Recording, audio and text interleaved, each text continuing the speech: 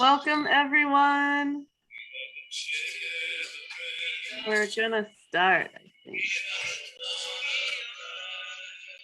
Right, so welcome back or welcome to the 2021 Climate Education Series, where we have been offering talk story sessions throughout the month, focusing on intersecting topics surrounding sustainability. And what I mean are topics where we explore the root causes of the climate crisis while also honoring and exploring different ways that people are growing, adapting, and healing to the rapidly changing world. I've been your host for the past few sessions, but this week for our last session, VISTA program manager and my friend Navin Tugore Erwin will be joining me as co-host. Last week, we heard from Lala Nuss and Mariana Monasi as we explored the intersectionality of queerness, women, and the environment. This week, we're moving to another exciting and important discussion where we're going to open a discussion on how reimagining invasive species on a changing planet can look. I'm honored to share that our speakers today will be Malia Akutagawa, Uncle Vince Dodge, and Joey Valenti. We'll soon learn more about their stories, as well as the amazing work each of them are doing. But first, Navin and I are going to share some guidelines and introduce ourselves. So for Q&A, please feel free throughout the session to ask questions in the chat. We really do want to engage with everyone here, and we're going to allocate the last 30 minutes of the session for Q&A. So please, at any moment when you feel compelled to ask questions, just type them in the chat. Laurel Picunas will be our chat moderator. And me, I'm Anya Benavides, and I'm here with you today from my home in Mountain View, near the top of the skinny ahupua'a of Waikahekaheki in the moku of Puna. All right, mahalo Anya. I'm so excited and grateful to be here and co-host with you today. My name is Navin Tagore, calling in from my home on the shores of Kaneohe Bay, in the ahupua'a of Kahalu, the moku of Kolapoko on Oahu. And then, so we are excited to hear from Malia, Uncle Vince, and Joey today and explore innovative and grounded responses to some of Hawaii's most prevalent invasive species. But before we begin, we'd like to try out a quick activity with you folks listening in. Today in the chat, let's take a moment and reflect on a species that is considered invasive to Hawaii and where that species originates from.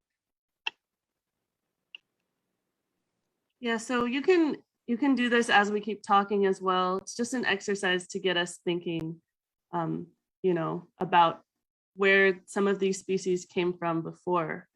So please feel free at any moment even to type this in the chat. Then while you're posting your responses, I'd like to go over some brief terminology. So what are considered canoe, native, and invasive species? So canoe or introduced species are plants and animals that were brought here millennia ago by Hawaii's ancestral voyagers. These are subsistence staples like tea, kalo, ulu, maya, pua'a, chickens, and many other foods and la'au lapa'au essentials. And going on next, native species. So there are actually two types of native species in Hawaii, endemic and indigenous. And endemic species, such as wiliwili and monk seals, are found only in Hawaii, while indigenous species, such as palapalai, are found growing in Hawaii, but are also found in other parts of the world. Okay, moving on to the subject of today's session. Invasives are introduced species that threaten the ecosystems that they're found in. So I'd also like to take a moment to acknowledge and remind us that the proliferation of invasive species and the mass altering of Hawaii's terrestrial and aquatic ecosystems is a direct consequence of Western colonization, continued occupation, and the continued occupation and mismanagement of this ʻāina. It is the reason why Hawaii is called the extinction, or dubbed the extinction capital of the world. And unfortunately, this is a familiar story and a reminder of what happens when Native peoples lose access and primary stewardship of lands and waters. And although there's so much to unpack there, we're going to take today to try something a little different and talk about the positive relationships that Malia, Uncle Vince, Joey, and their communities have cultivated with prolific invasive species. All right, so I'm just going to do some bios here. So Malia Akutagawa was born and raised on Molokai. At a young age, she was influenced by her makua and kupuna, leaders in the early Aloha ʻāina movement. She's a Native Hawaiian rights and environmental law attorney with experience in Hawaiian access, gathering, burial, land use, and water rights issues. She's an associate professor at the Hawaiʻinuiākea School of Hawaiian Knowledge and Kamaka Kukulani Center of Hawaiian Studies, and the William Richardson School of Law, Kahuli Owl Center for Excellence in Native Hawaiian Law. Malia is also a part of ʻāina Momona, a consortium of scholars throughout the university community charged with addressing compelling issues of indigenous Hawaiian knowledge and practices. Malia has dedicated much of her efforts to conflict resolution, utilizing principles of ho'oponopono and creating greater parity for Kanaka Maoli seeking to protect ʻāina and Native rights. All right, so Joy Valenti is the founder of the Albizia Project and leads the team in developing innovative solutions in response to socio-ecological issues identified across Hawaii. He earned his doctorate in architecture from Mānoa, investigating low-value resources for the development of building systems that utilize the invasive Albizia trees. And Uncle Vince Kana'i Dodge is the founder of ʻAipohaku. He's a grandfather, an educator, cultural practitioner, and longtime resident of Waianae, where the kiawe trees are plentiful. So Uncle Vince, Malia, Joey, I know there's so much more to share about the work that you folks have done and continue to do, but I think we'd all like to hear from you. So with that, I'd like to invite you all to share a little bit about yourselves and your origin stories. Anyone want to go first?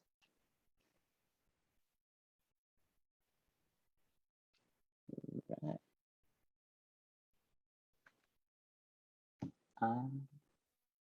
I guess I'll go first. It's the other two guys. So I'm from the island of Molokai, born and raised from Manaʻe, originally from Kamalo and Ualapu'e, Ahupua'as. So, with respect to this talk, I'm just gonna kind of talk more about the deer, the axis deer. So, I come from a family of hunters. I don't have the shape to be climbing mountains all the time, so I primarily took up fishing, which is also part of my family heritage. But growing up with my dad and my brother, I couldn't help but to just be exposed to hunting from them, which is their passion, and all my uncles and a lot of my cousins hunt as well.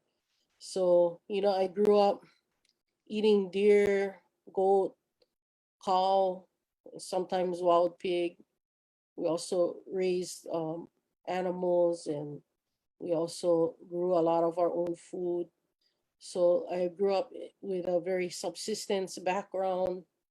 From a little child, I would watch my dad come back from hunting, and I would watch him clean his rifle and just the degree of care that he took. And also he would do reloading. He still does that. He makes bullets. So, from the time we were little, I learned a lot about gun safety, and we did also like bow and arrow kind of stuff. And, my dad and my brother, they're very conscientious hunters. So a lot of times we would look through the spotting scope, and my dad would kind of teach us to understand the habits of the deer. And we would walk up in a mountain and go and look for tracks, look for deer rubbings. We'd find water where we'd see a lot of deer prints at, because they're always looking for water. We'd walk downwind of the deer so they wouldn't smell us. And a lot of times, my dad folks would just look at the deer. It wasn't always go and shoot them, and was always don't waste, and only take what you need. Don't just go for the racks for the big box and things like that. It was bring home meat for the family. So I would often watch them gut and skin the deer, and I had to help, put them in Ziploc bags. And, I just grew up eating mostly deer my whole life. And to me, it tastes way better than beef or any other meat. Before that, we also eat turtle before became endangered species, but I really love eating turtle meat and deer meat. And yeah, it was just a very good lifestyle. And my honor for deer, it never stops. So like that's gold to me now that I live on Oahu. But yeah, that is the way that we grew up. A lot of Molokai families. In fact, I would say 100%, eat venison and have hunting traditions, and we share a lot of our food. We still have extended ohana and neighbors and kupuna that cannot hunt anymore. We have very much of a sharing way of doing things. So that's how I grew up.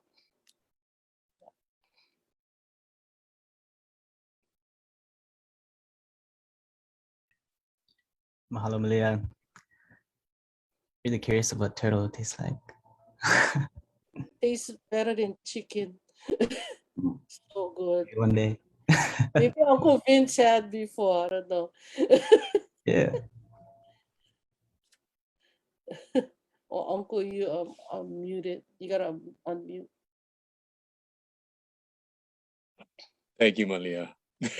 I thought they were controlling that. Yeah, I had turtle when I was a kid. It was good. Yeah, aloha. I'm Uncle Vince Dodge, also known as Kana'i. I'm actually born in Tokyo, Japan. My mama is she's raised in Nagano, Japan. My dad is from New Jersey. He's the youngest of his 4 siblings, the only one to be born in the States. The rest were born in Europe. His family immigrated to the United States 1929, 1930. Yeah, this time around, I don't have any koko Hawaii, but it's been really my good fortune to be raised here. I got here before I turned 5. So most of my memories are of this place, and I'm a child of the 60s. Even when Honolulu was slow, I can remember like you drive out to Waianae in those days, and it was sugarcane from Red Hill, from Tripler Hospital all the way to Waianae. Sugarcane on both sides of the road. No Pearl Ridge, no kapole. I mean, no development out there, just sugar.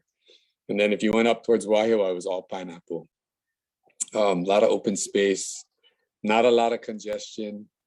We walked, I was raised in Pearl City, small kid time, and we used to walk the Cane Hall roads, which were like a soft tar. And so in the summer, your feet would actually, even as a kid, your feet would sink into the tar a little bit.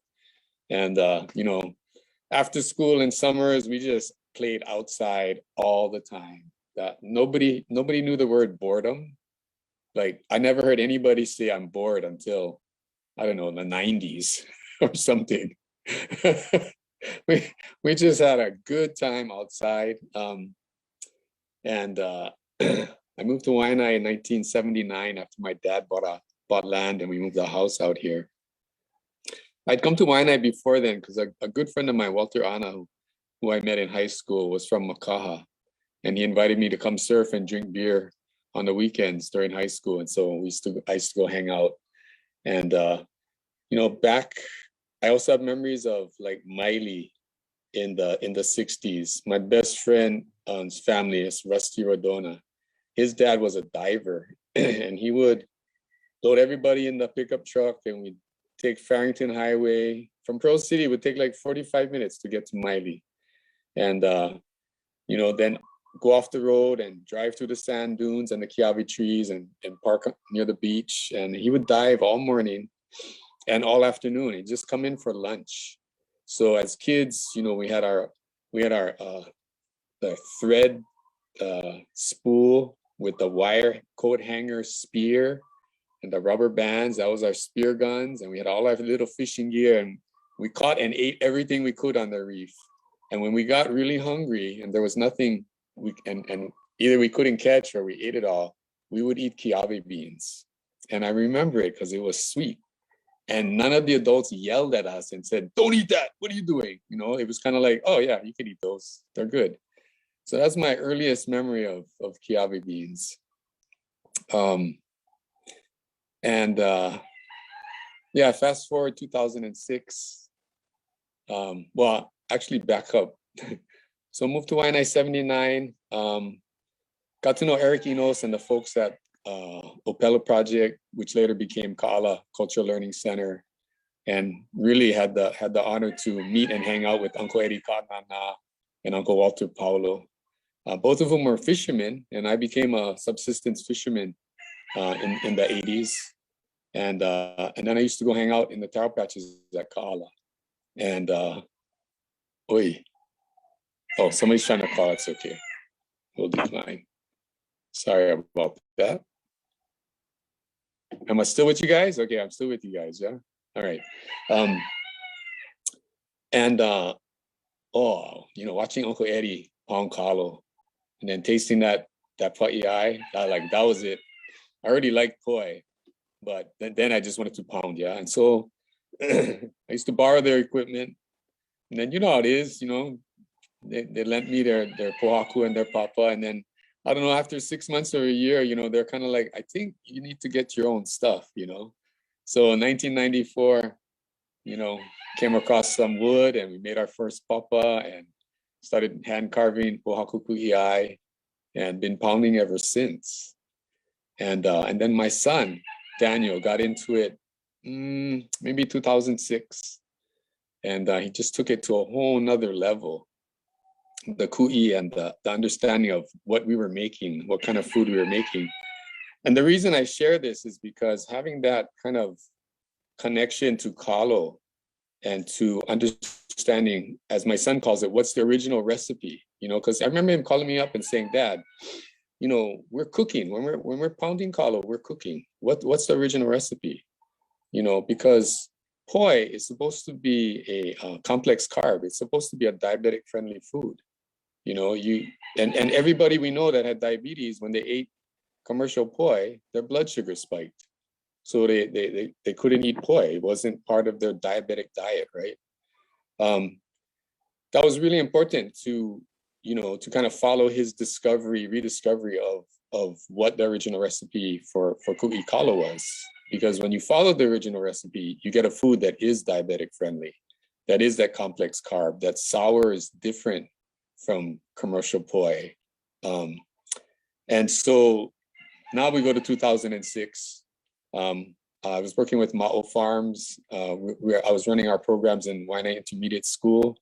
And we had visitors from Arizona, Gary Nabhan and his wife, Laurie. I'll remember her last name in a bit. And they were really excited about what they called the mesquite trees and all the mesquite beans. And we figured out they were talking about kiawe. And they asked us, what do we do with our beans? And Uncle William Isla was there, senior. And he said, well, back in the day, everybody used to gather beans for their animals. In fact, there was a big subsistence industry in Hawaii for decades, people gathering kiawe beans and selling them to the piggeries and to the dairies. But nobody raises animals, so he said, it's rubbish. And Gary and his wife said, no, it's not rubbish. No, they said, you're sitting on a health gold mine. And we're like, what are you talking about? And they said, mesquite bean pod flour was a staple food of all the Native Americans across the Southwest United States. And we were like, what? Not, And then Uncle and I, Uncle's chewed on beans. And then I remembered, I used to eat the beans. They taste good. And they said, yeah, they're naturally sweet and they're diabetic friendly. And those words got me, because we were working with 7th graders in Waianae Intermediate School back in 2006. And we had 12-year-old Hawaiian children, youth, that had type 2 adult onset diabetes. It's common in our community, and diabetes already then was epidemic. It's even worse now, And I remember going home thinking, could it be that the most common wild tree on the Waianae coast has a naturally sweet diabetic friendly food? I was like, wow, could ʻāina have our back like that? Everybody thinks kiawe is rubbish because it's invasive, because it's thorny, right? It's only good to imu and to barbecue. And I started to research. And then Gary and his wife, they said, you know what? When we get back to Arizona, we'll send you guys some mesquite flower. That was a wonderful thing that they did, because about, I don't know, a couple weeks later, there was a package came to Ma'o, and they called me up, and I went up and we opened it up, and there was this bag of beautiful yellow, golden yellow flower. It smelled so good, and we tasted it, and it was sweet, and we're just like, what? This is what kiawe flower could be? Like, we were just like, no way. And that night we cooked, and we made Indian flatbread with a portion of kiawe flower in it to go with curry, and that slightly sweet with that spicy curry was so ono. Yeah, I think I was hooked from that moment. And yeah, well, we'll tell you the rest later. Mahalo. Mahalo, Uncle Vince. Really excited to hear more. But Joey. Mahalo, Uncle Vince. That was a great introduction to your background. And I just want to start by saying I'm honored to be in this circle or on this panel with Malia and Vince, to be someone contributing to the amazing work they do on a different species, I guess. So my background, I was born and raised in a small town in California. I come from a family of builders, which is my dad's side. And that, I guess, is a lot of my influence behind my architecture background. And on my mom's side, it was more of a influence of, I guess, how I was raised with a strong connection to nature and the natural world. And her father was Native American, so he had a lot of influence on my, I guess, my morals and what I stand for. Kind of growing up in a place that almost lost all of its heritage, along with, yeah, just the development of where I grew up, I think influenced a lot of who I am today. So fast forward to shortly after I graduated high school, I moved to Oahu, and I ended up studying architecture at the University of Hawaiʻi. And I've spent now this roughly second half of my life over here. I did the 7-year Doctor of Architecture program. And in my final year, we have a dissertation project that's kind of our supposed to define the direction of where we will go in our careers. So my project was focused on some of the most pressing issues that we're facing in the design and built environment of Hawaii, but also with my interest and passion tied to the impacts of what our built environment has, I kind of shifted that perspective to look at how we can use what's potentially a locally available resource here. And that was my connection to Albizia, the invasive Albizia tree. And I happened to be doing my dissertation at the time when the Lion Arboretum in the back of Manoa Valley was removing like 20 something of the kind of original Albizia trees that were planted here. So when I went back and learned about that and saw 100-year-old trees that were the diameter that was basically longer than how tall I am, 6-foot diameter logs and beyond, it definitely caught my attention. And when I found out that this material had no use besides being kind of dropped in the ravine, I think one group actually kept a log to carve a canoe, but other than that, all of it went to back into the forest, I guess you can say. So I was able to capture one of those logs as well, and then start to study from the building standpoint of how it can be a potential resource for our construction industry. And that was essentially the driving force behind the Albizia Project. And I was introduced to the Office of Sustainability, who was hosting this event, through their inaugural Green Project Implementation Award. And that was, I think, my final semester of my program there when they launched that. And I applied, of course, for that award and was the recipient of the award. So that actually allowed me to continue that research on post-graduation, and I was able to work closely with Matt Lynch at the Office of Sustainability to prototype and build a full-scale housing prototype entirely out of Albizia wood.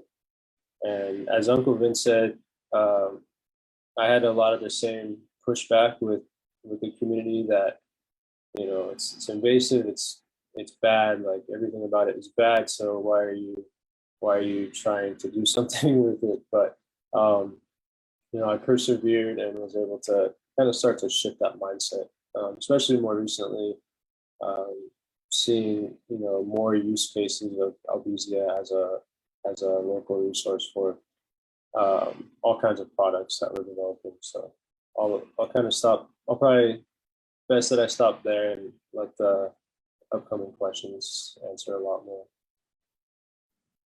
Thank you all so much for sharing such rich origin stories. And I think it's very clear to start to see your connections with Keawe, Access Deer, and Albizia. And I definitely agree that a lot of what I heard growing up here about invasive species is that, you know, they're bad, they need to be eradicated. And that's kind of like the mindset that I was hearing, especially in conservation spaces. So I'm already seeing a shift from this in this discussion. And our next question, you've definitely answered some of it already, but I just want to open up a space in case there's more you want to add. So it's just specifically like if you want to tell us more about your relationship with Keawe, Access Deer, and Albizia in your community, what kind of work you do with Keawe, Access Deer, and Albizia, and also how did they get here? So where did they come from and how did they get here? I know it's kind of a big question, so you can just answer any parts of it that you feel compelled to. So yeah, I talked about my relationship with the deer on Molokai. It's really important on Molokai and Lanai, and to a certain extent Maui. But in terms of when it was introduced to Molokai, it was in 1868. It was a gift brought in from India to Kamehameha V. And he kind of placed a couple on hunting it until the numbers could increase.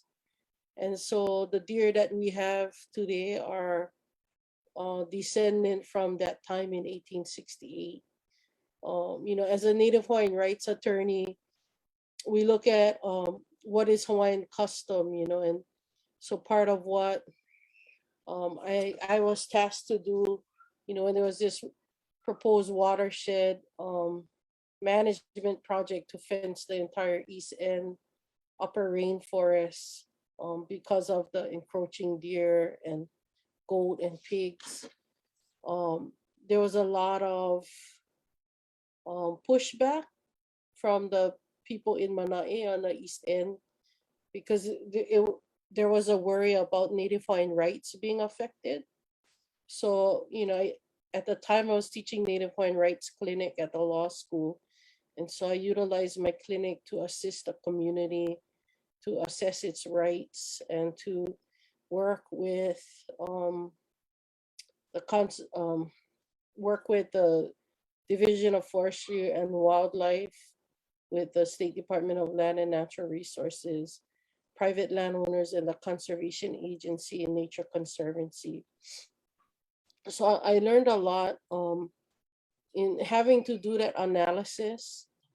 So the law basically says anything before 1892 where the Judiciary Act of the Kingdom it was the last update to that Judiciary Act, which says Hawaiian custom is the law of the land. And while English and American judicial decisions have weight in our jurisdiction, they don't trump custom.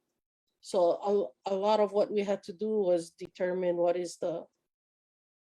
is there a customary right, a Hawaiian customary right to hunt?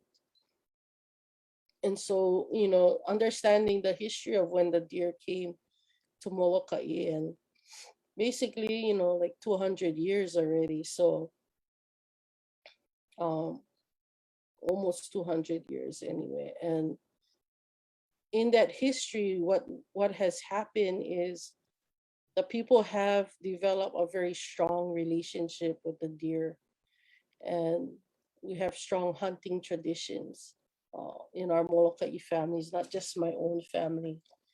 So, recently,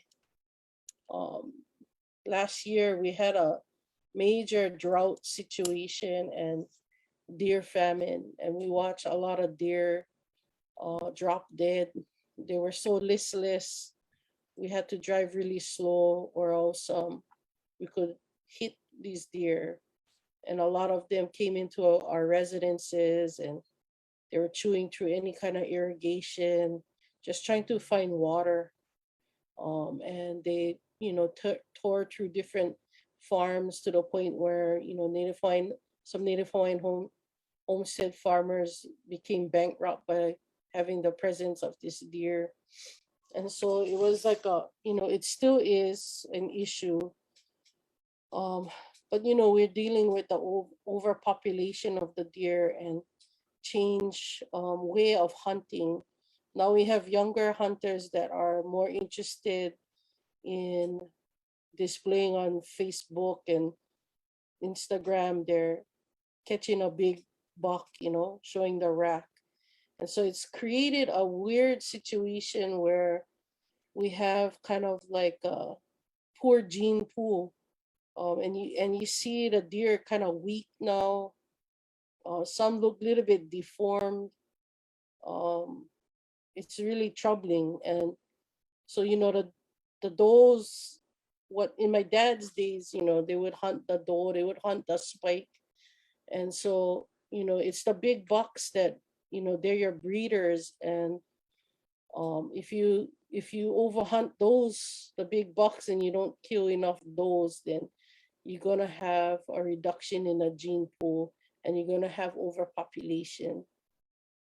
So what I've been seeing is like the relationship with the deer has shifted. Before there was more of a conservation ethic, yeah. But when all of this was happening, in the height of the summer, and when the rains didn't come, especially to the west end, these deer were so much of them were dying that you could smell the stench on the land, and it was causing like a public health issue. And so that's when I kind of stepped in and decided to assist and facilitate some meetings on how we could, address this issue. But what actually prompted me was I had a dream, and this dream made me really understand that relationship. So in my dream, the deer came to me and they were saying, "Iwi o ku'u iwi," bone of my bones, it was blood of my blood. We're one. And so what I was shown, like the deer were showing me just in my every cell in my bloodstream, my DNA molecule was made of them. And it's like you grew up eating us, and throughout generations of your family, you grew up with this relationship with us. You cannot think of us as invasive anymore. And what you personally love is fishing, and you worry about You worry about the ocean, you know, all the erosion and the silt going in the water. The fish ponds getting filled up with silt, the reef. And a lot of times, you know, when you listen to conservationists, it seems like a either or thing.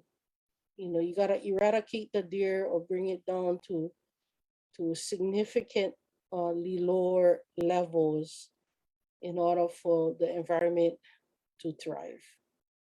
And so for me, all these like decades, I've been looking at the land and looking at the water and saying, how can there be a balance? You know, can we strike a balance?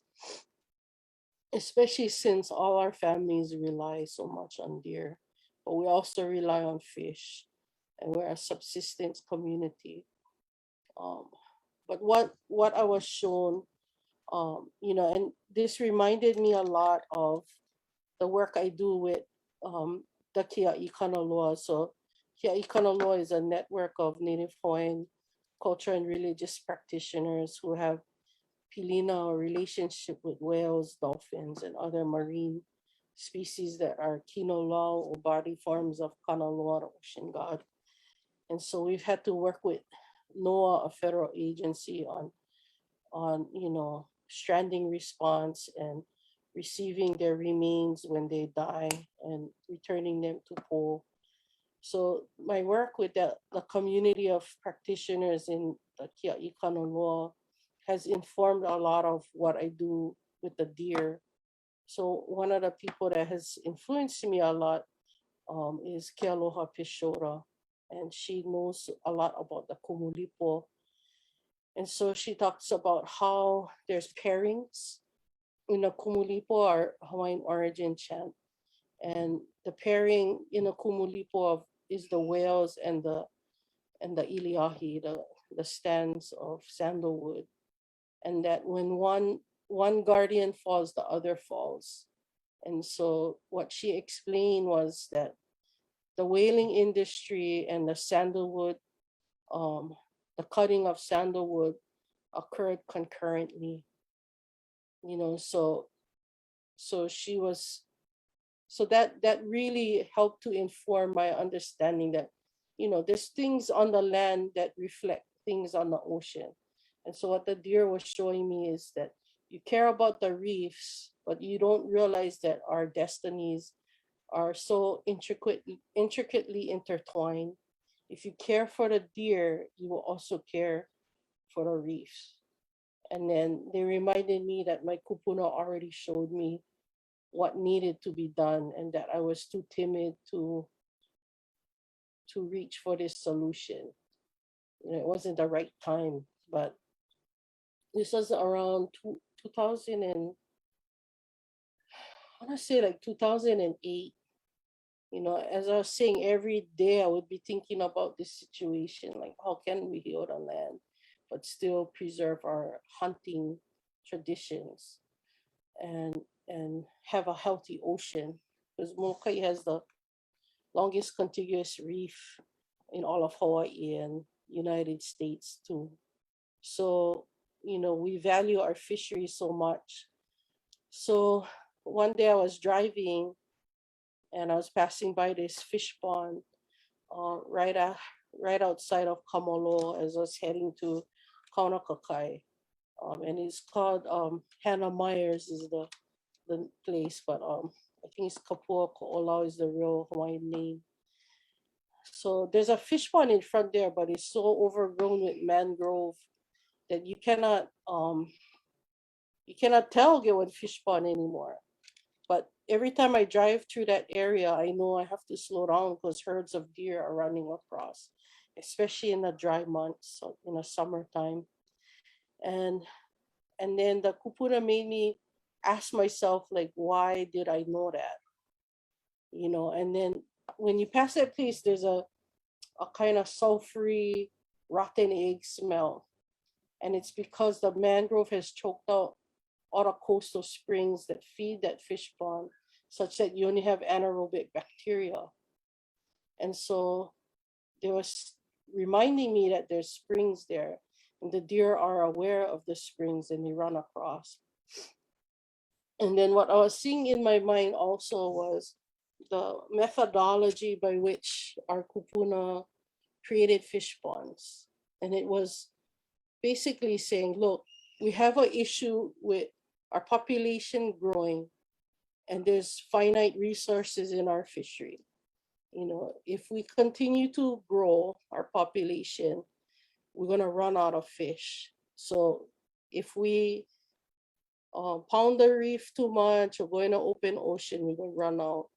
So what do we need to do to adapt to this situation? Maybe we need to eat the fish that eat limu. And we have to change our habits, and we have to understand this kind of fish. And it's like, oh, they like the sweet water. They like the brackish water. So you know what? And they like to eat beds of limu, mats of limu. So we have to create this condition by which we attract them. So that's how the fish ponds were built, you know, and so it became a mutually beneficial thing. And so the kupuna was telling me, make fish pond on land, make a situation, study the deer's habits and feed them the right things and give them water, give them the perfect habitat that they need. And then you can, you know, you direct their movement in a certain way, and then you can reforest above, you know, and you can have the solution that you need. You just have to understand the needs of the deer and your needs and the needs of the ʻāina and find that right balance. So that's how I got into this journey of permaculture and learning how to heal really damaged landscapes. But what the deer was reminding me was, you guys need to take responsibility. And they started to say, you need to call out the weak ones. You need to bring the doe numbers down and not hunt the big bucks anymore. You gotta rebuild the gene pool. And then you have to study our patterns so that you can create this fish pond on land. So for me, the relationship is very deep. And what Ke Aloha Peshora expressed to me too about the kumulipo is that it's not just something that happened in the past, like a chant to commemorate the birth of a chief, of a Hawaii chief. No, it has to, it means that we have that kuleana to continue to haku that mele of our creation, because creation continues to unfold. And so what I've begun to understand about these so-called invasive species, at least with the deer on Molokai, is that they are interwoven into our creation story. And we have to find a way that to work together in order to resolve what we think is a problem. Yeah, but it's not.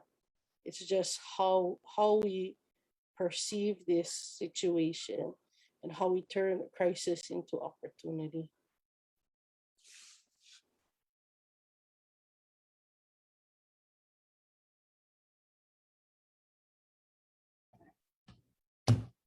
Mahalo, Malia. That's really beautiful and really resonating with me. About the continuation of the creation story. It's really beautiful. And also just really the importance of kilo and understanding the intersections and the interweaving of us and our species and our environment. So really beautiful. Thank you. Hi, chicken skin, Malia.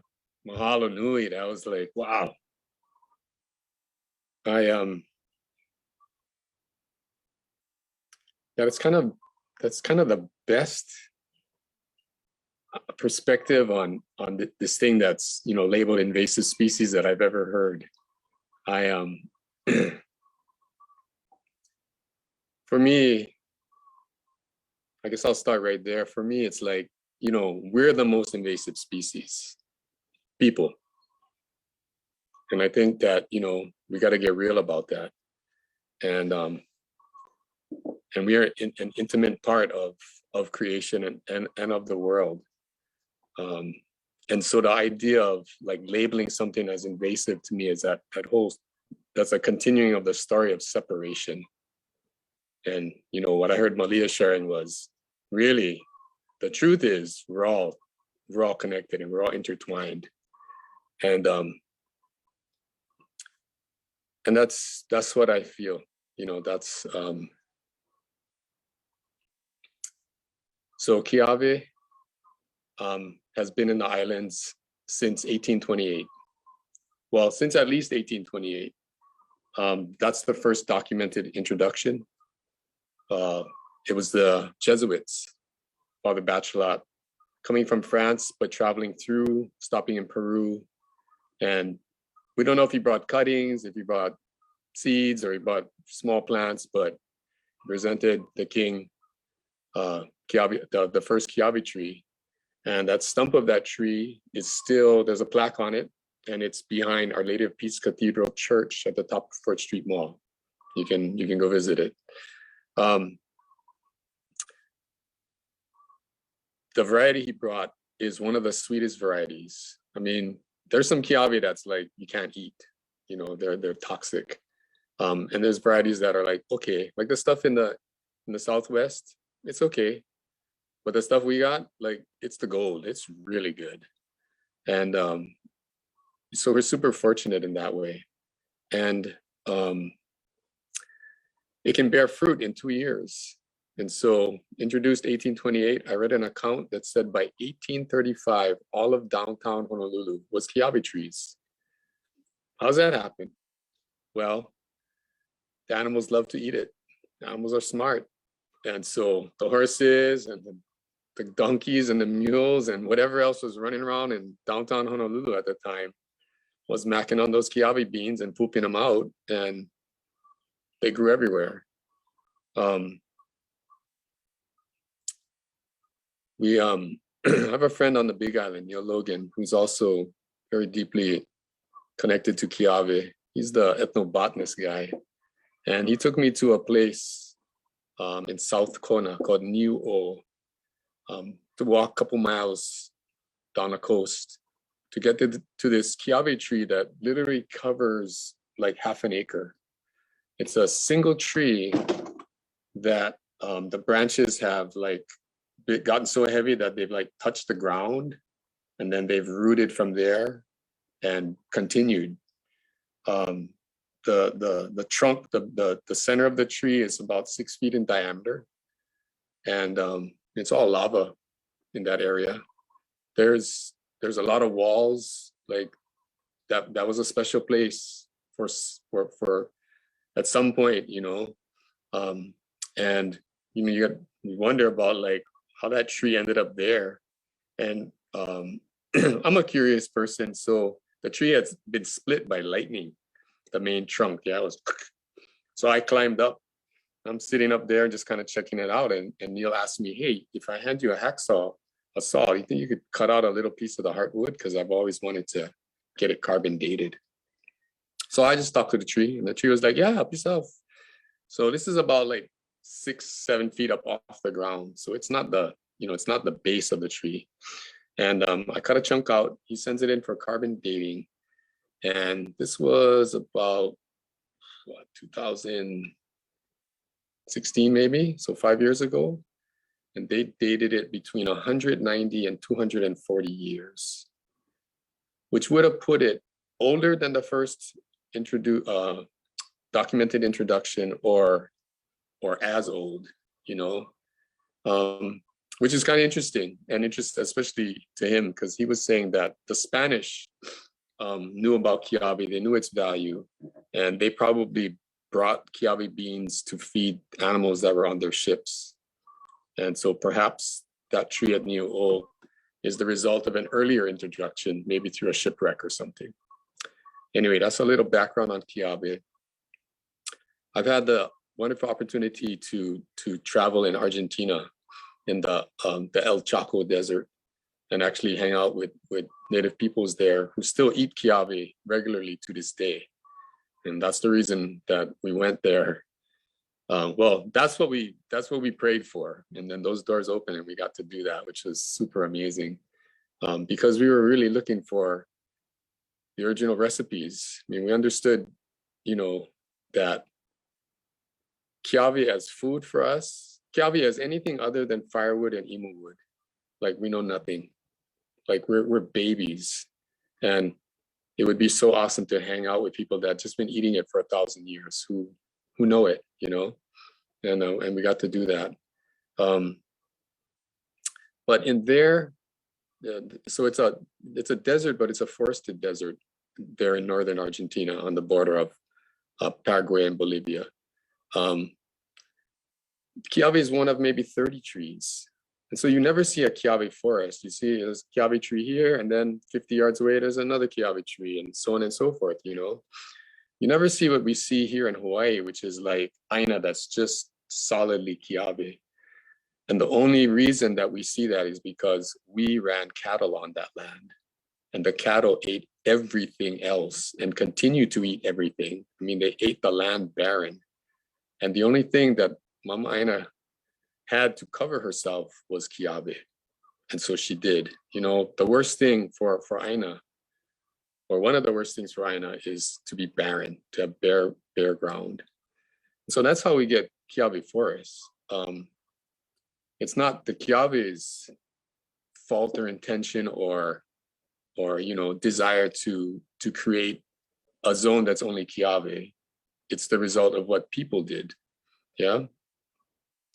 Kind of as a, not really a side note, but I think something that's important that Neil shared with me is that, you know, if you want to reforest lowland, dryland forests that are in kiawe, don't bulldoze the kiawe, trim them back.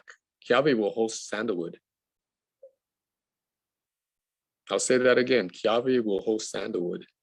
You know, then when the sandalwood takes hold and is healthy and well, then you can keep trimming the kiawe back, you know, if it's your desire to get rid of it. I think that for us, kiawe is really a gift.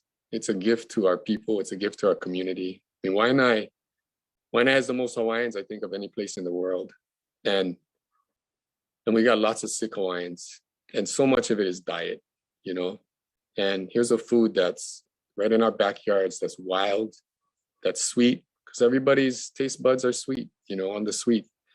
And it's diabetic friendly. It's an endurance food. It's high in fiber, as well as the sugars, and it breaks down slowly, making it both an endurance food and a diabetic friendly food. It's a mother tree of the desert. You think about that, it's a mother tree of the desert. And you know, every summer now for the last 6 summers, we've been breaking records in heat. In fact, I was in the water this morning talking to one of my friends, Jonathan Dienick, who's a soil scientist at UH. And you know, we're just commenting on how dry the west side has been, not just this summer, because usually by September or October, we get the Kona storms and we get good rain, but it's dry. Like the ʻāina is drying out. We've had little drizzles here and there, but no real rain to speak of for months now, months and months. And that's the trend, yeah. It's gonna be hotter where it's hot. It's gonna be wetter where it's wetter. It's gonna be totally unpredictable. And we have this tree that's a mother tree of the desert. It thrives in the heat. It produces sweeter, fatter beans the hotter it gets. It can live in brackish water, on brackish water.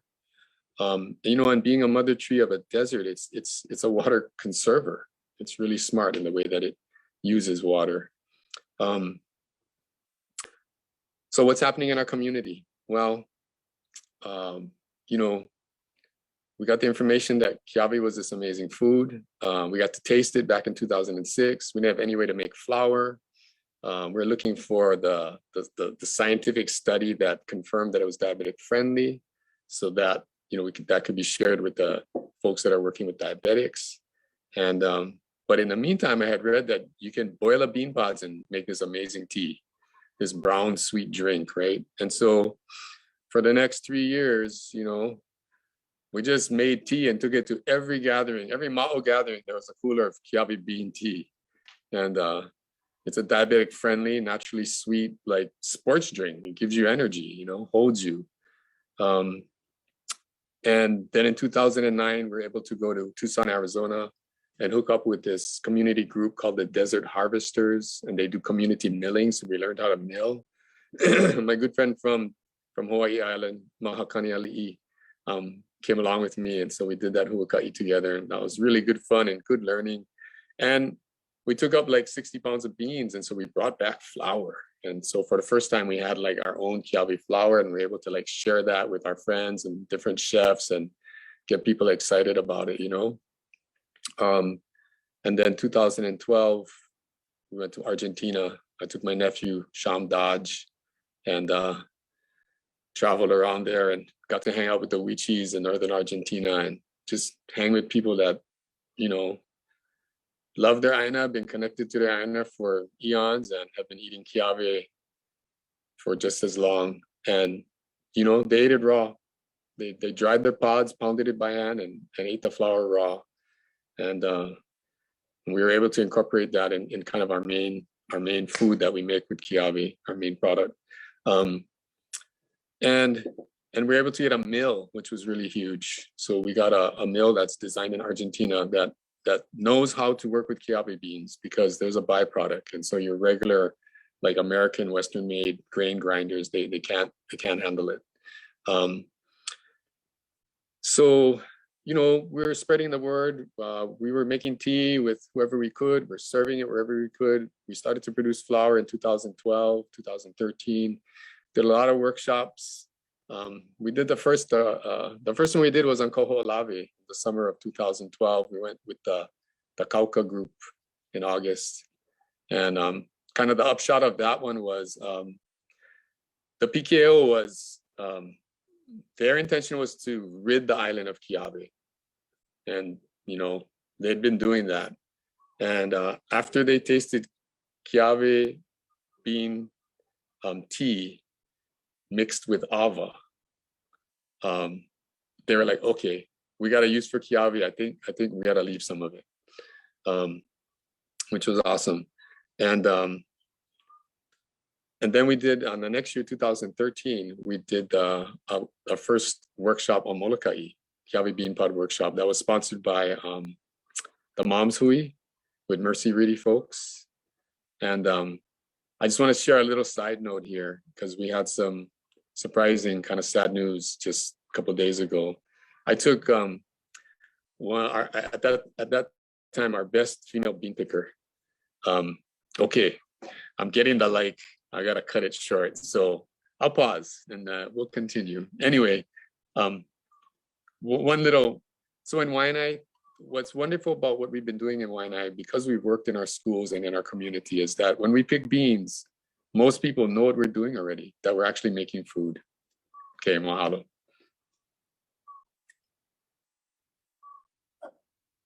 All right, mahalo, Albizia. I love hearing your story, and yeah, you guys making food. That's so important with such an abundant resource. So, and then for sake of time, Joe, do you want to go real quick, and then we're actually just gonna open up to Q&A after this. Sure. Yeah, I share a few things. Yeah. So let's see, where should I start? I guess I'll start with the origin story of Albizia, and that can kind of segue into the work that we're doing. So Albizia was brought in to the islands about 100 years ago, and it was surprisingly a guy named Joseph Rock, and Auntie Kay Howe, Lonnie Lum, and Uncle Bruce Carolani like to kind of highlight that. And these are the Native Hawaiian practitioners that we're working with on our first pilot restoration project in Manoa Valley at the I'm blanking on the name, Waiakea Pond at the back of Manoa Valley. And they have this plot of land where we've recently removed 2 acres of Albizia, and we've also we've put that material to use, but also have focused on the restoration side of that pilot site. So we had a community work there. We restored we brought back native species that once thrived in that space. And I bring them up because I think this kind of tells my relationship with Albizia well. But as I mentioned, Joseph Rock brought Albizia about 100 years ago, and Auntie Kehala always talks about how that was kind of the introduction of Albizia, and this today is, my name is Joseph, and I'm actually doing something to remove Albizia now that it's something we have to deal with today. So the history of it is actually similar to the other stories from Malia and Vince, in that it was brought here with a purpose, and it's not necessarily the tree's fault. So it's kind of silly to me when people, you know, are angry at a tree for the damage being done. But what happened was, in the early 1900s, I guess late 1800s going into the 1900s, the forests looked nothing like they do today. They were denuded. The valleys were cleared primarily due to cattle grazing and deforestation, over harvesting of koa, sandalwood. And there's some early footage, and you can see that, like especially in where we're working now in Manoa Valley, what it looked like in those days before Albizia was introduced. It's actually sad to see that it was almost completely flatlined, like there's very little forest left.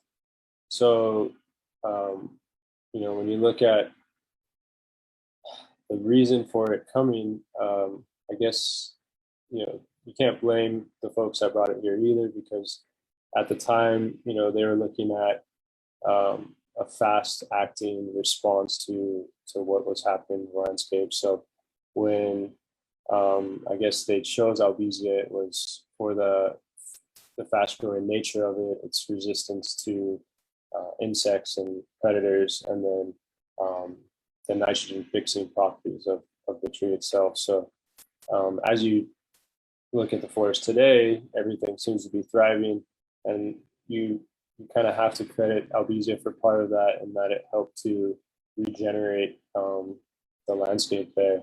And the downfall, I guess, is that it did so well, and it's, you know, spread so quickly that now it's become a nuisance. So that's a little bit of the history and background to how it got here and how it's kind of overtaken much of the forest. And one of the big challenges, you know, that the state faces with Albizia is that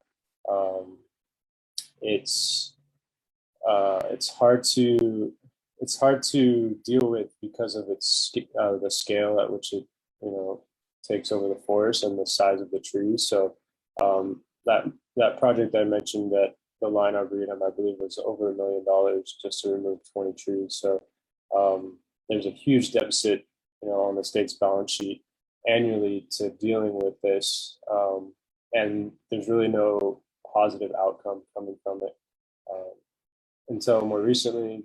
You know, something that's what Albizia Project is focused on, is to start to show the potential of it as a resource. We know that we have to manage it. We know that it has to be dealt with. So in that process, can we find ways to utilize all the material that comes out of it? And that's something that we've been doing for the past 5 years, pretty much since the idea started. And we've done some pretty exciting things with the tree, the wood, I should say. We've built lots of different products and architectural installations where that material would most likely have come from out of state, been imported, which is where unfortunately most of our building materials come from in Hawaii. So we're a small drop in the bucket at the moment, but we definitely have been gaining traction and momentum around the industry, where people are actually starting to take it into consideration as an alternative to what they would normally use for whatever they're making or building. We have some pretty cool things in the works right now. We're going to start making Albizia surfboards. That's kind of the newest, most exciting, I think, use case for it. And we're in the late stages of prototyping, so we're close, but we see something like that as a scalable resource or a scalable product that can utilize this resource consistently. So, in addition to making lumber and even this door behind me is actually a prototype Albizia door. So the shop that we're based out of that's what they specialize in. So it's cool to see, the interest growing and people finding different ways to use it. That's pretty much what we try to do at Albizia Project, is get that that awareness out there and help people to start finding ways to utilize it. Thank you so much, Joey. And thank you, all of you. It's been such an amazing discussion. And I definitely have a lot more questions. I think we all do. But sadly, we only have about 20 minutes left.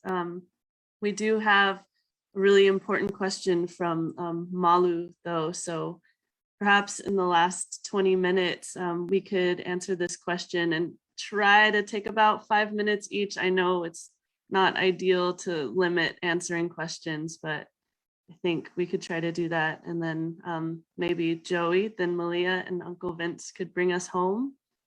So Laurel, I'm gonna hand it over to you to ask that question. Great, thank you. So Malia was wondering, she's curious to know how panelists feel like the lessons they have learned from their work building relationships with these beings that are conventionally understood as invasive could be used to educate and think about the close connection between that kind of language and the systems of racisms we still see on the islands. How has the idea of treating these beings as invasive followed the same paths of creating tensions between those people of color brought into work on the islands and the Native Hawaiians? How can working to build these relationships help us build lines of solidarity with the marginalized people of the islands who never consented to the idea of invasiveness?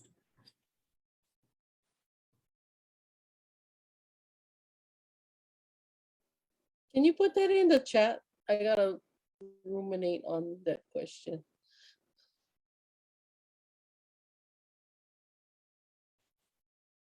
Uncle, you go first.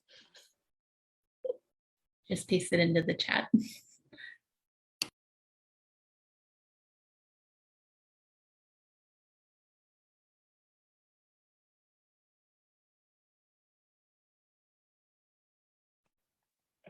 I thought we were gonna give it to Joey first. You wanna go, Joey? Sure, I'm just giving it a read over real quick. It's a lot of questions, I feel like, in that. So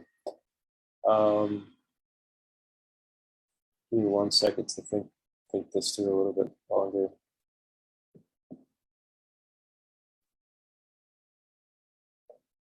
I guess the question is making the connection between kind of what we were saying with invasive species that we're working with here, and not necessarily looking at them as a negative thing, or trying to shift that perspective away from it as something that's not necessarily from here, but can still have just as much value as a species that is from here. So I would say, I might not answer the question directly, but I'll just kind of go off of what I just said. And I'll credit Auntie Kehalani Lum again, who we worked with on the first restoration project, because these words always stick with me. But she looks at Albizia, and she is from here, so I have a lot of respect for her perspective on this. But she looks at I guess any invasive, but in particular Albizia, as that's what we've been working with.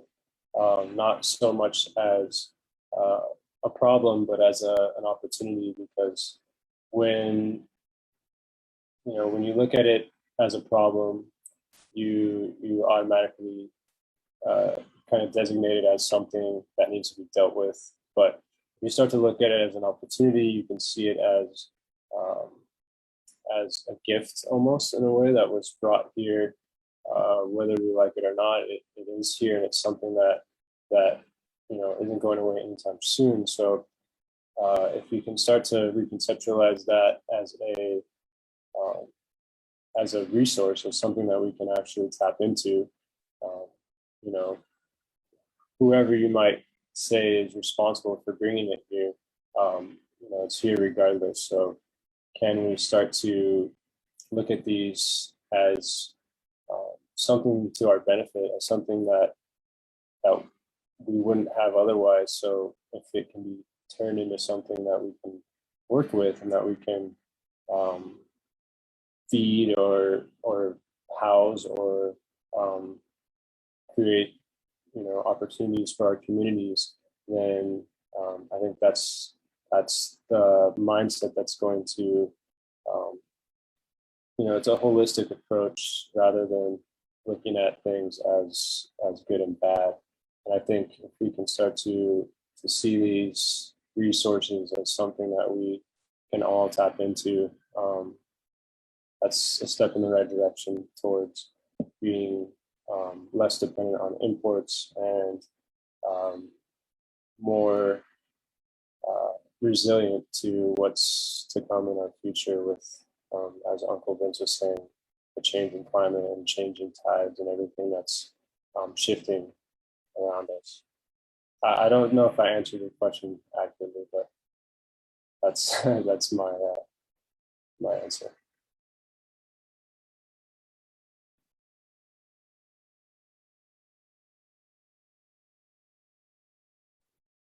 All right, mahalo, Joey.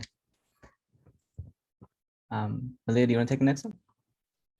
Yeah, so, when I think of, if I'm looking at systems of racism, so I think what I've come to see, some unique situations is a lot of times when you're dealing with more Western trained conservationists and enforcement people, conservation enforcement people, is they don't necessarily understand or fully appreciate Hawaiian knowledge, and that we, and indigenous systems of knowledge, it's seen as maybe hokey and just spiritual, and not as of much value as Western science is given. But, part of, growing up, you have this very strong sense as a Kanaka, someone especially like me from Molokai, where we rely so much on, our natural environment to sustain us. We literally live off the land. So with that, you have a relationship, yeah? And as you kilo things, you know how these animals move, you know how these plants are, and you know how to mālama. And so, throughout my lifetime, growing limu and harvesting limu with my grandmother, just in the act of cleaning the limu, you have to clean in the ocean first. And when you do that, you're spreading more spores, limu spores, to take root. And then working a lot, talking star a lot with Uncle Mac Poi Poi, and the way that he manages like a real konohiki. There is always this sense of giving back, and that when you see ʻāina being people and land together, you can't really separate them. And you're part of that system, then the way you interact with it is not this kind of passive observer. And so the way that I see how our ancestors did things is they made things more productive, you know, through the ahupa'a system, and even just that fish pond story I told you. The kupuna understood through kilo the ecological principles on how to make ʻāina Momona, and that's what they did. So their very presence on the land and in the ocean created greater benefit, yeah. And I think that is not really fully understood in the conventional conservation community. And that's where, for me, I've tried to build bridges.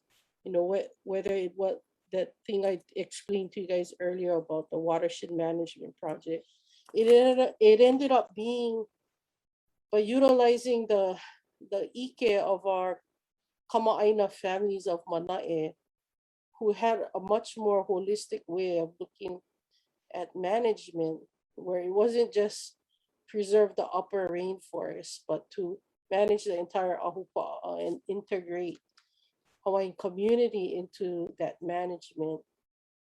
It took a lot of negotiation with Nature Conservancy and Division of Forestry and Wildlife. But, you know, we wanted to exercise our own agency, our own indigenous governance processes through the Ahakiole, our People's Council. And it created something that was better, you know, and it's something that has helped us in the deer crisis itself. One of the things that came out of that report was that was a suggestion to create a hunting hui, where hunters could get a common liability insurance and be part of the conservation, working with large landowners.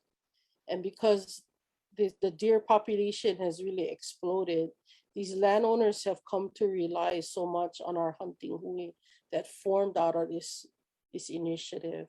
And we have over 200 hunters helping in these efforts, and they're sharing meat with the community, feeding families, especially during a time of COVID, you know, when we had a major food crisis at the beginning with a lot of our grocery stores shutting down. So for me,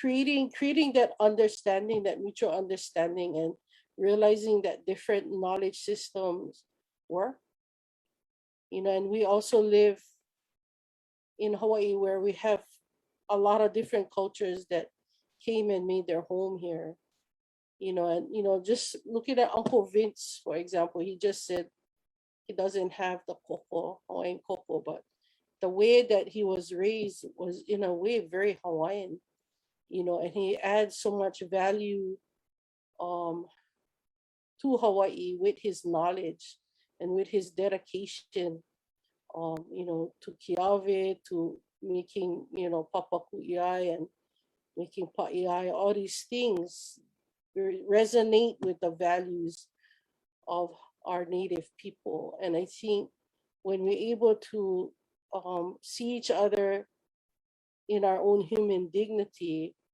and realize that we are dependent on the same things. So like Molokai, we're predominantly Native Hawaiian, but we have a lot of cultures that rely also on the deer. And so we have come together as a community to try and resolve these situations and work together. And there's been quite innovative ways that our community has come up with to respond to this challenge. Yeah. I hope I answered that question, but that's, I think, how I see it anyway. I think you're answering it beautifully. And Uncle Vince, do you want to take us home today?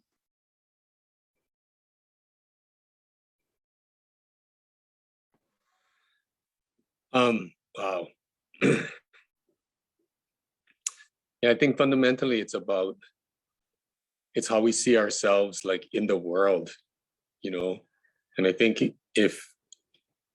and what we value, right? Because if you value money, if living things, whether they be deer or albizias or kiawe or fish or anything, if that just turns into money for you, that's one system of value. But when you see it as, when you see ʻāina is feeding you, right? I mean, I remember, you know, but in the 80s, Uncle Eric talking about ʻāina, that which feeds you, you know, like that's the definition that he shared, you know. So then, you know, ʻāina is feeding us. And, you know, my experience thus far in my life, having been a fisherman, loving working in the taro patches, done a little bit of gardening, a bit of farming, not much, and then gathering, you know, is that ʻāina is always trying to feed us and feed everybody. You know, like they say, right? It rains on the good and the bad, on the rich and the poor, you know? And so, but I think that we got to open our eyes, because things like the deer, you know, things like kiawe. Now, wild food is the best food. Wild food is potent. And all the weeds, right? It turns out that almost every weed, everything that's called a weed in your garden is not just edible, but it's super good for you, you know? And it grows without us, right? It's like if you Ma'o try to cultivate a kind of, what's it called? The little teardrop succulent that has the highest omega-6s. Purslane. Ma'o tried to cultivate purslane. Didn't work. But the thing grows in the spring after it rains in Waianae all over the place. And it's an amazing little plant to eat, yeah? I think that the more that we can foster that understanding of the interconnectedness, then the exploitation, which is what using things and using people is ultimately about, right? You're using something or somebody for your own gain or for somebody's gain. And in our world today, that gain is money, right? But we just gotta drop down further. I think that ʻāina connection to me is the key, and it's the critical, and it's the one that I think binds us all. And you know, I'm blessed. I've been alive in the canoe renaissance, in the language renaissance, in the hula renaissance, and each of them are beautiful and exciting. And man, we're in the ʻāina renaissance. We're in the ʻāina time now, yeah. And that's like super exciting, because people are waking up and people want to be connected. You know, we're holding kiawe workshops and people are coming. You know, and because we are, it's you know, it's like it's already in our nature. And so, you know, like just hearing what Malia is doing, and that engagement in community and engagement with the groups and, you know, the entities and the government and everything, like super exciting. Plenty work. I know, plenty work. And joy with you know, taking these giant trees that nobody knows what to do because they're so damn big, man, and making beautiful things out of them. You know, it's like, yeah, and I think it's happening. I got a bunch of people that called me up recently because we grow bamboo and they're interested in timber bamboo, you know, and here's another beautiful plant that can shelter us and feed us. So, yeah, that's kind of what I got to say at this point. Mahalo.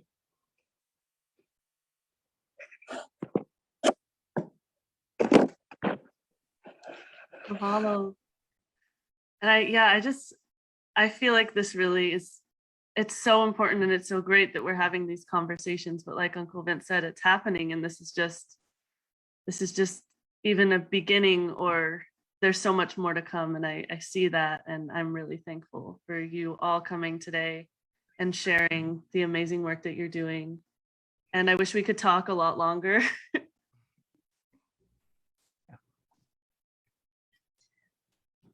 Uncle Vince, you said something to Laurel and me last time we were picking beans. And yeah, you said it's after you were talking about Java plum and halakoa. And as we're learning that young kiawe leaves are painkillers, analgesic. And you said, we're living in a food forest. We just don't know how to eat it yet. And that really, really resonated with me. I mean, we're living with just an abundance of food, of resources, of just all these things. And what we're seeing right now in this ʻāina renaissance, we're seeing like the adaptation right at work and us learning how to live with it. And that's just so exciting. So that, just really huge mahalo to you three for coming and talking with us today. And I also just want to turn it over real quick. We got a couple minutes left. Briefly, is there anything you want to leave with the audience today before we go? Well, I want to say that, yeah, I mean, the food loves to feed us. Like I don't really know how to take care of kiawe trees. We don't know that yet. We're babies. We're beginners. We're looking. We're out there all the time, right? But I do know that, they love when we come and we introduce ourselves and we sing, and we talk and we laugh, and you can feel like the trees, they love that we're eating their food, that we're gathering their food. And I don't know, your dream, Malia, about the deer coming to you and say, hey, you are us. We fed you and your generations, and they're delighted to do that. Like that's part of the reciprocity here. And yeah, I think that the example that trying to understand like how to take care of it, we use the word manage, but really it's just care for it so that it's healthy, right? Because then it feeds us and then we're healthy. Thank you. Yeah, I'm your new fan. First time I've met you, but amazing, Ike, and I just love what you said that we are now in the ʻāina renaissance, and I think especially in this time of COVID, I've really seen people shine. Growing their own food. I watch out on Instagram stories of my Kanaka friends, and they're growing kalo. They're just getting down in the ʻāina, doing what our ancestors did and what's part of our ancestral memory. So I think you're absolutely right. We are in that ʻāina renaissance.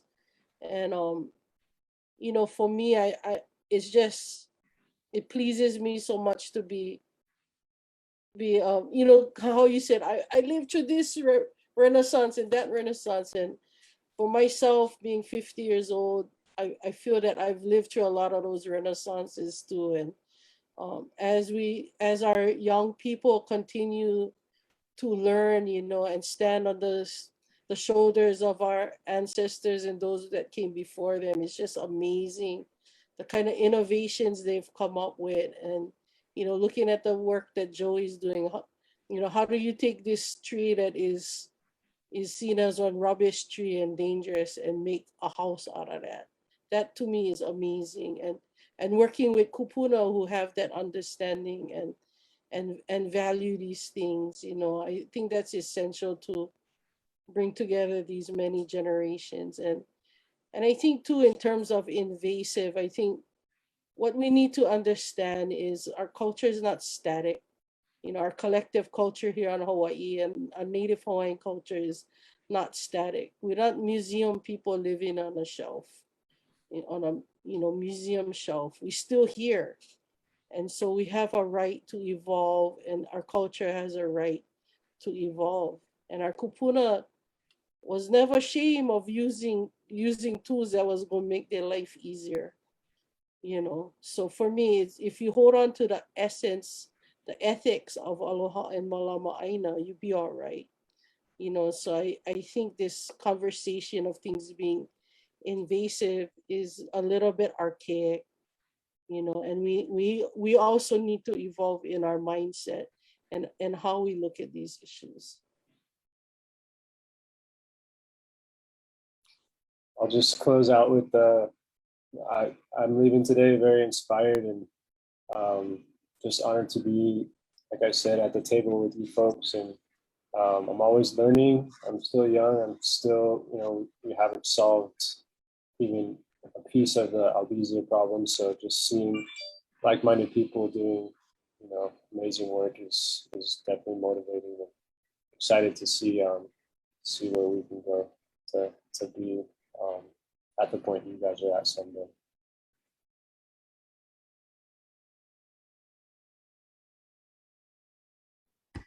All right, well, we're a little over time, but thank you, you three, for coming today and sharing your mana'o. And to all the attendees, mahalo for coming, and I hope you got a lot out of today. I know I did. And I think that's it for us. So let's all take care and keep malamaing and ʻāina. Let's go. We got this. ʻāina Renaissance. Let's go. I love it. Right. Mahalo, everyone. Mahalo nui. Really, really mahalo. Mahalo.